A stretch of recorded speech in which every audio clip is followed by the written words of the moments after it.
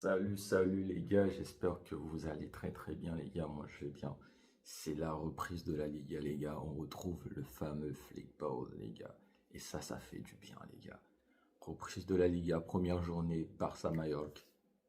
Tac tac, victoire 3-0 les gars, victoire facile.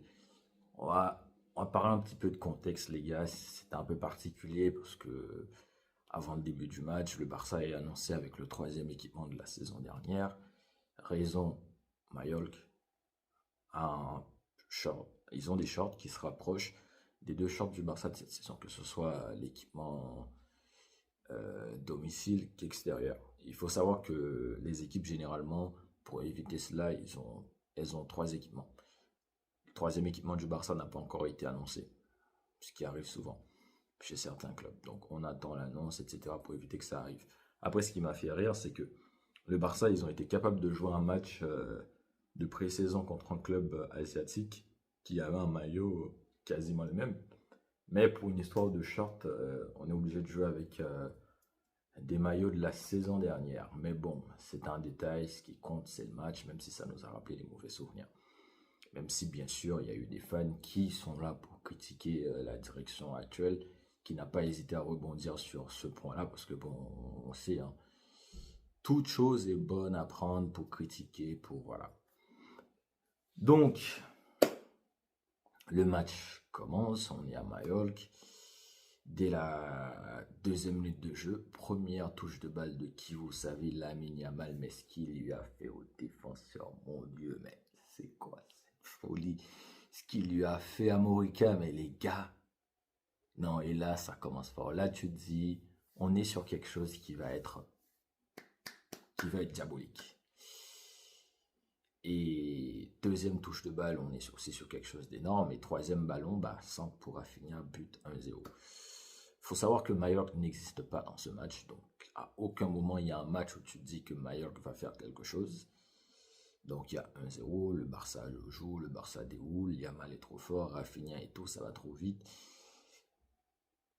Johan Garcia dans les buts, t'as l'impression qu'il est sûr de lui. Donc, voilà, il n'a pas eu grand-chose à faire, mais voilà les petites actions, les petits ballons qu'il a eu à négocier, parce que je vous rappelle les gars, ces ballons-là qui sont anodins ont posé problème la saison dernière.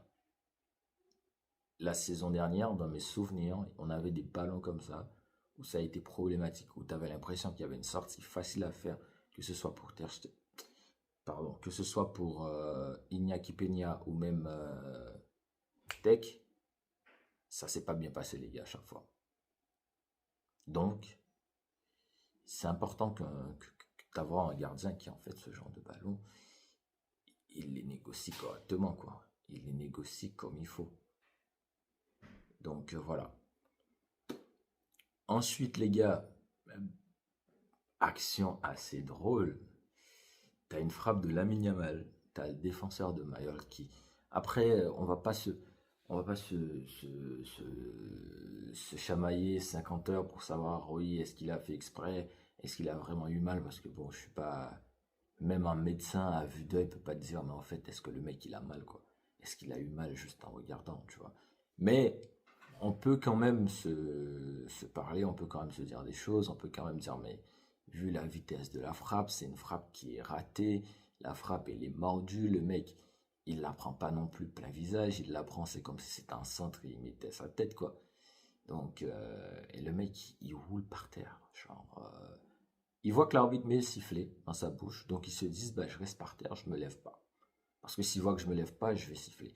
Il va siffler. Et le piège, il est là, parce que je pense qu'il faut faire quelque chose avec cette histoire de, dès que le joueur il prend la balle plein fouet, il se met à rouler par terre, on arrête le match. Dans ce cas-là, je me mets en opposition à la balle, et je commence à rouler par terre parce que je sens que derrière, je vais me manger un but. Et j'ai l'impression que sur cette action-là, le gardien, il arrête de jouer, mais il y a quand même des défenseurs qui font des efforts. Mais les gars, jouez à fond. On vous le dit à chaque fois, dès que l'arbitre ne siffle pas, vous jouez à fond. Tu arrêtes de jouer alors que ça n'a pas été sifflé. C'est ton problème, toi et toi, en fait. Et c'est ça que j'ai envie que les équipes, les joueurs, ils comprennent. Tu vois. Donc voilà, frappe de Ferran Torres, 2-0 pour le Barça. Et après, j'ai eu du carton rouge sur Lamine Yamal, le joueur qui a fait son deuxième jaune, parce que bon, il fait une faute assez grossière après le slalom de Lamine Yamal. Le deuxième carton rouge, le carton rouge pour Moriki qui fait une faute assez grave sur Yohan Garcia parce que ça aurait pu le blesser. C'est le visage, quoi. Parce que c'est toujours le même débat de est-ce qu'il fait exprès, de est-ce qu'on doit pas tuer le match, est-ce qu'on doit. Parce que j'ai entendu Omar Da Fonseca nous dire que sur le deuxième carton jaune pour Morales, s'il n'a pas le premier jaune, on peut lui mettre le deuxième. Mais vu qu'il a eu le premier, on ne doit pas lui mettre le deuxième. Mais ça n'a aucune logique.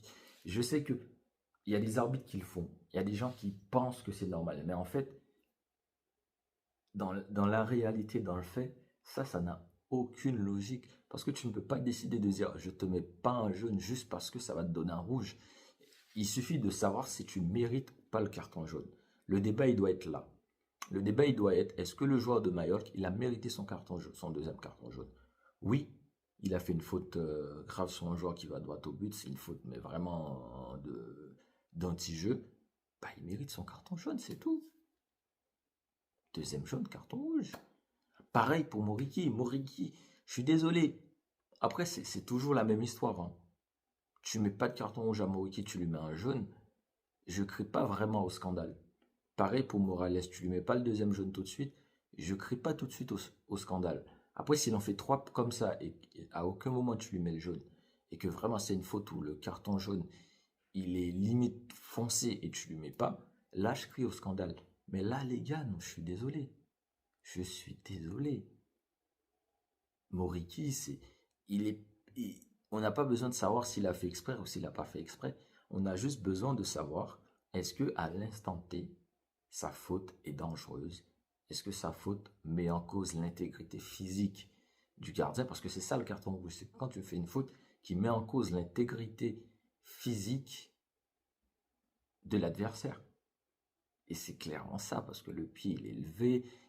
Vous imaginez un mec qui te met un crampon là comme ça, tu me dis il fait pas exprès. Ah bah si, on peut pas savoir quand il fait exprès, mon cher Omar. Donc oui. Après, il y a le sujet aussi pour le carton jaune de Rafinha en fin de match. Pour moi, oui, on va à la VAR, c'est carton rouge. Rafinha, il mérite son petit carton rouge. Il s'en est sorti avec un jaune, mais oui. Après, le match derrière, il était plié à ce moment-là à 11 contre 9. On sait que le Barça, bah, en fait, à partir du moment où c'était à 11 contre 11, ça poussait, mais à 11 contre 9 à 2-0 à la mi-temps, ça pousse plus. Après, j'ai entendu des choses, ouais, mais le match est dégueulasse, l'arbitre a facilité le match.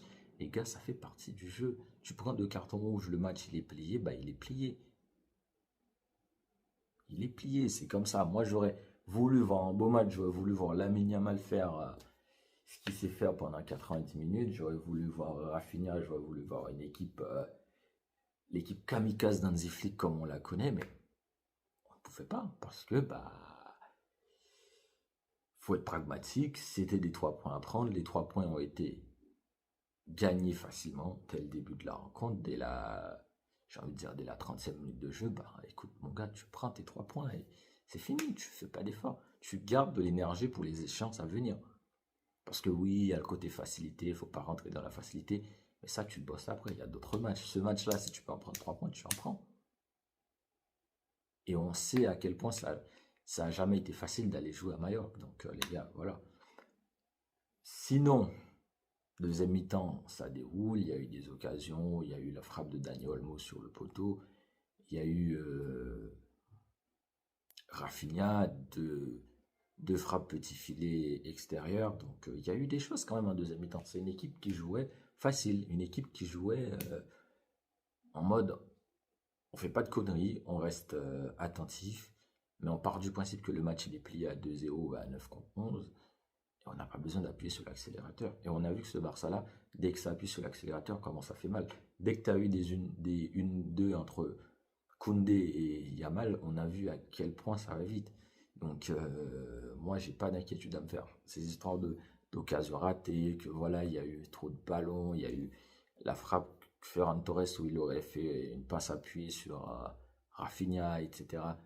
Pour moi, ce sont des détails parce que même les fans Mallorca. Je pense à ce petit garçon en particulier.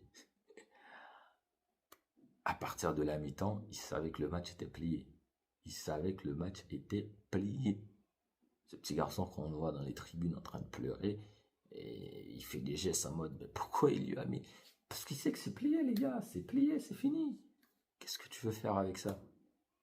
Et derrière, les gars, t'as ce but de Lamine Yamal pour le bouquet final, pour finir. Et ce but arrive à un moment qui est magnifique, parce que c'est le moment où Yamal, tu vois qu'il a un peu l'air agacé, parce que c'est quelqu'un qui, même quand le Barça gagne, etc., où il sent que son match n'est pas magnifique, parce qu'il a quand même mis un but, une passe décisive, pardon, et il est sur l'action du deuxième but.